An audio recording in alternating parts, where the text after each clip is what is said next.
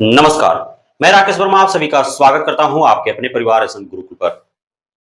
बिहार के शिक्षा मंत्री के द्वारा बिहार में कार्यरत नियोजित शिक्षक जो अब विशिष्ट शिक्षक बन चुके हैं, राज्यकर्मी का दर्जा पा चुके हैं, उन्हें बहुत बड़ा सौगात का ऐलान कर दिया है।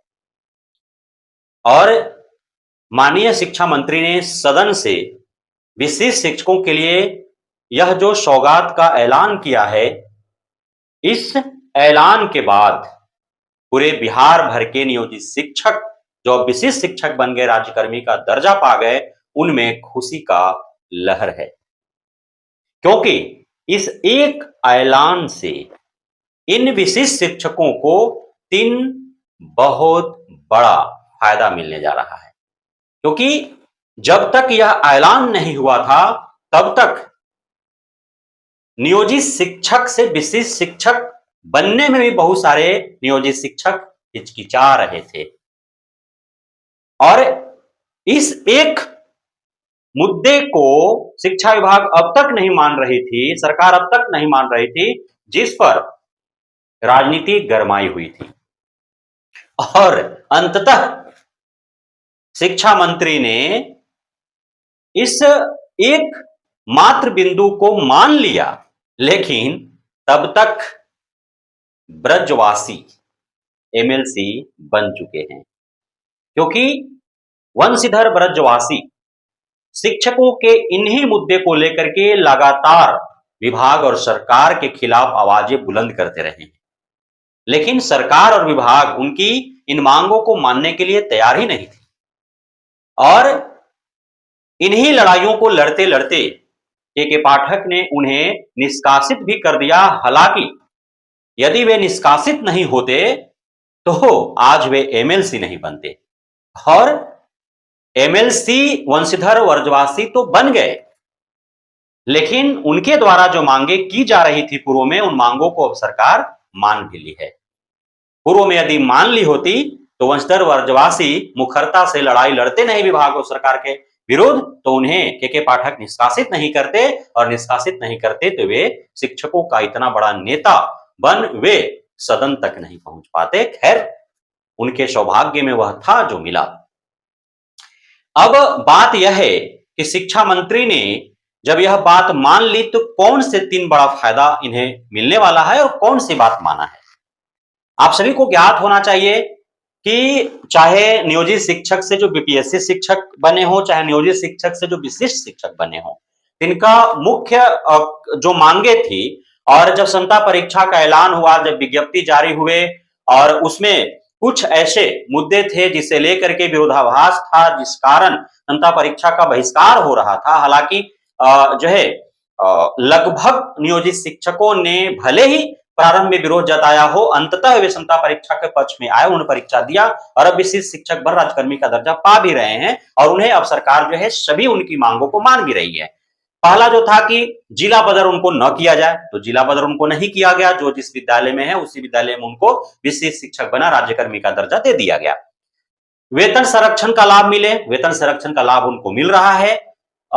सेवा निरंतरता का उनको लाभ मिले, तो अब जो है, जो इस पर एक विराम लगा हुआ था, तो शिक्षा मंत्री साहब ने इन्हें जो है अब सेवा निरंतरता का लाभ भी प्रदान कर दिया है। अब वेतन संरक्षण का और सेवा निरंतरता का लाभ मिल जाने से जो है शिक्षक काफी खुश हैं।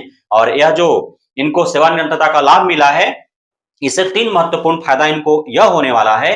पहला कि अब जो नियोजित से विशिष्ट शिक्षक बनने हैं, वो अपने कार्यानुभव के आधार पर ही अपने विद्यालय में वे वरीय होंगे।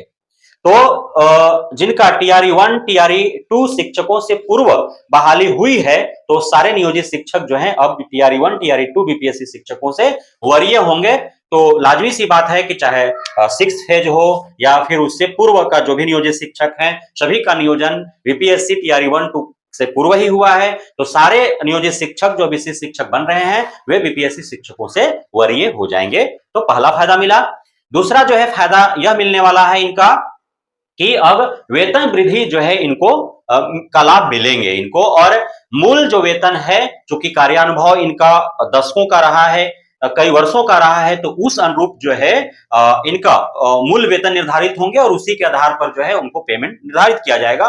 तो कहा यह जा रहा है कि 35-36 हजार रुपए जो है इनका मूल वेतन हो जाएगा और उस अनुरूप जो है फाइनली जो इनका वेतन बन के आएगा सारे जो है भत्ते जोड़ करके तो 60,000 क्रॉस कर जाएंगे। अर्थात वर्तमान में जो बीपीएससी शिक्षक 11-12 के हैं उससे भी अत्यधिक जो है 1 to 5 के शिक्षकों का वेतन जो है वो विशिष्ट शिक्षकों को मिलने जा रहा है, जो काफी पुराने शिक्षक हैं जिनका 1 दशक से अधिक का कार्यानुभव है, उनको जो है ये लाभ मिलने वाला है। और 6th फेज के जो शिक्षक शिक्षिकाएं हैं जो विशिष्ट शिक्षक बने हैं उनका भी वेतन जो है वो बीपीएससी शिक्षकों से अत्यधिक होने जा रहा है, चूंकि उन्हें जो है सेवानिवृत्तता का लाभ अब मिल पा रहा है। तीसरा जो सबसे बड़ा लाभ है वह है पदोन्नति का लाभ।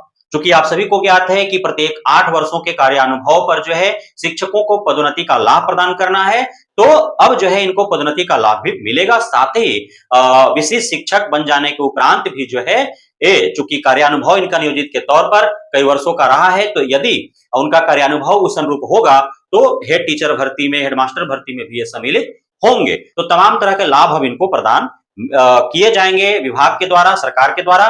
तो अब जो है नियोजित शिक्षकों को विशिष्ट शिक्षक बनने से जो नुकसान हो रहे थे वो कोई भी नुकसान अब नहीं होने जा रहा है, सारे लाभ इनको मिलने जा रहे हैं। तो तीसरा चरण, चौथा चरण, पांचवा चरण जो अब क्षमता परीक्षा होने वाला है उसमें क्षमता परीक्षा फेज 1-2 से जो वंचित रह गए हैं राज्यकर्मी बनने से, विशिष्ट शिक्षक बनने से, अवश्य ही इसमें आवेदन करें, भाग लें और आप विशिष्ट शिक्षक बनने। अब कोई भी रुकावट नहीं है, कोई भी ऐसा बिंदु बचा ही नहीं जो आपको उसका लाभ नहीं मिलने वाला है। लेकिन बीपीएससी शिक्षकों को क्या हानि हो रहा है? वैसे बीपीएससी शिक्षक जो नियोजित से बीपीएससी बने हैं, अब उनके लिए तो अब तक विभाग या सरकार की तरफ से ऐलान नहीं हुआ है कि उनको जो है वो वेतन संरक्षण का लाभ या सेवानिवृत्तता का लाभ मिल पाएगा अथवा नहीं।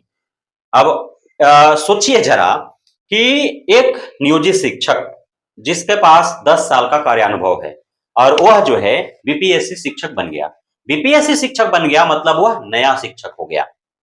विशिष्ट शिक्षकों के बारे में भी ऐसा ही ख्याल था पूर्व में, लेकिन धीरे धीरे जो है प्लेटफॉर्म पर आ गया सारी बातें और सारे मुद्दे जो है वो हल हो गए। अब कोई दिक्कत नहीं है नियोजित से भी शिक्षक बनने वालों को या जो बनने जा रहे हैं उनको। लेकिन जो नियोजित से बीपीएससी बनने हैं तो उनको न तो वेतन संरक्षण का लाभ मिल रहा है, नहीं सेवानिवृत्तता का लाभ उनको मिल रहा है। तो कहीं ना कहीं नियोजित से बीपीएससी शिक्षक बनने वालों को काफी बड़ा नुकसान का सहन करना पड़ रहा है। तो बीपीएससी शिक्षकों के लिए भी मांगे जो है शिक्षक संगठन की ओर किससे की जा रही है कि वैसे बीपीएससी शिक्षक शिक्षिकाएं जो नियोजित शिक्षक थे पूर्व में और नियोजित से बीपीएससी शिक्षक बने हैं तो उन्हें भी विशिष्ट शिक्षकों की भांति ही सारे लाभ मिलने चाहिए। और हम भी मांग करेंगे कि जो पूर्व में इसी शिक्षा विभाग में शिक्षक के तौर पर कार्यरत रहे हैं और उनका नियोजित शिक्षक के तौर पर कार्यानुभव रहा है, तो विशिष्ट शिक्षकों के भांति भी उन्हें भी बीपीएससी शिक्षक बनने के उपरांत लाभ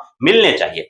अब जो है लाभ प्रदान किए जा रहे हैं शिक्षकों को, उसके पीछे का सिर्फ एक ही मकसद है और वह है आगामी विधानसभा चुनाव में शिक्षकों की नाराजगी को दूर करना। क्योंकि सरकार भी जानती है कि यदि बिहार के सरकारी विद्यालयों में कार्यरत शिक्षक महकमा वर्तमान सरकार से किसी भी मुद्दे को लेकर के नाराज होती है तो इसका बहुत बड़ा दुष्परिणाम आगामी चुनाव में देखने को मिलेगा। इसलिए सरकार चाहती है कि सरकारी विद्यालयों के जो शिक्षक शिक्षिकाएं हैं उनको हर संभव संतुष्ट किया जा सके, उनकी हर मांगों को विधानसभा चुनाव से पूर्व मान लिया जाए ताकि कोई विरोधाभास न रहे और कोई शिक्षक शिक्षिकाएं वर्तमान सरकार के विरोध में उठ खड़े न हो। इसलिए हर मांगों को मानी जा रही है। और आप देख रहे हैं कि चाहे अतिथि शिक्षकों का सवाल हो, चाहे बीपीएससी शिक्षकों का सवाल हो, चाहे विशिष्ट शिक्षकों का सवाल हो, चाहे नियोजित शिक्षकों का सवाल हो, वे सारे मुद्दे जो हल होने लायक है सरकारी स्तर से वो सारे हल किए जा रहे हैं धीरे धीरे।